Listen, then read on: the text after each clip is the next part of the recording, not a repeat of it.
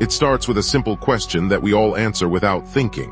Why do we linger in a crowded cafe, eyes drawn to the table where strangers laugh louder, where plates are half empty, where the atmosphere feels richer? The answer is hidden in a quiet, invisible current that pulls us toward the crowd, a current called social proof, and the way we signal our own value through it. Imagine a dimly lit theater in the 1920s. A lone woman sits in the front row, her dress a flash of silk among the muted audience. The lights dim, the curtain rises, and the room holds its breath. Suddenly the woman laughs, a soft, genuine sound that ripples through the seats. One by one the audience follows, their own laughter unlocking, their applause swelling. In that moment the woman's reaction becomes a beacon, a silent cue that says, "This is worth my attention." That is social proof in its purest form, the unspoken agreement that if others find something valuable, perhaps we should too. But social proof is more than a crowd's applause. It is the brain's shortcut, a survival mechanism forged when our ancestors needed to decide quickly whether a fruit was safe or a path was dangerous. Today, the same mechanism flickers when we scroll past a restaurant with a line of strangers snaking around the block, or when we see a product with 1,000 five-star reviews. The mind whispers, "If many have chosen this, it must be right." The whisper is quiet, but its influence is deafening now. Layer onto that the concept of value signaling, the way we broadcast our own worth without uttering a single word. Picture a man entering a high-end boutique, his shoes polished, his watch glinting under the soft lights. He pauses, eyes lingering on a leather jacket, not to buy it, but to be seen evaluating it. The staff, sensing his status, subtly adjust their tone, offering a private fitting room, a glass of water. The man's presence has altered the environment. His silent signal, the polished shoes, the confident stride tells the world, "I belong here, I can afford the best." He has become a living advertisement for his own value, and the boutique, in turn, validates him with exclusive attention. When social proof and value signaling intersect, a dance begins. The crowd watches the man, the staff watches the crowd, and each movement reinforces the other. The more people gather around a product, the more it becomes a stage for those who wish to be seen as discerning. Conversely, the more high-status individuals appear to endorse a brand, the stronger the pull of social proof on the rest of the audience. It is a feedback loop that fuels both desire and perception. Take the modern arena of social media.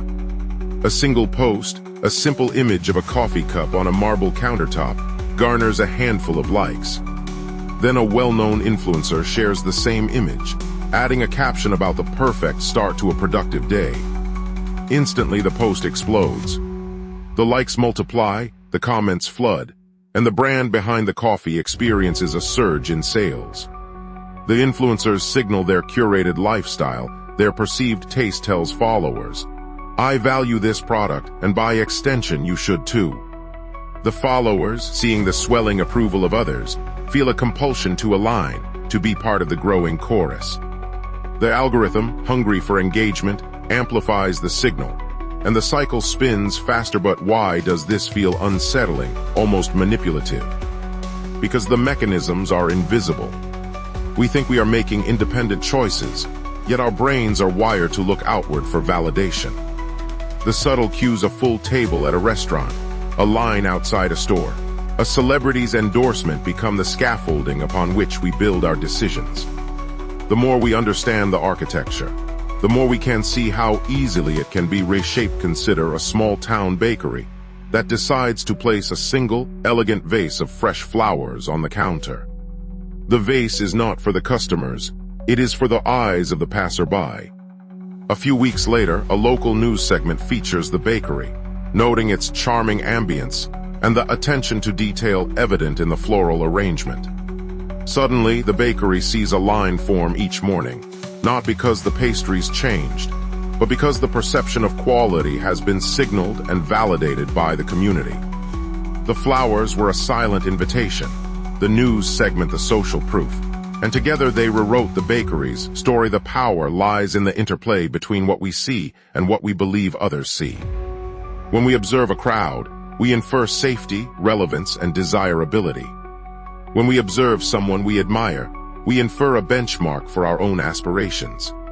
The brain stitches these inferences together, forming a narrative that guides our actions, often before we are consciously aware so. The next time you find yourself drawn to a crowded concert, a packed restaurant, or a product with glowing reviews, pause. Listen to the quiet chorus inside your mind that says, "Everyone is doing it, so it must be right."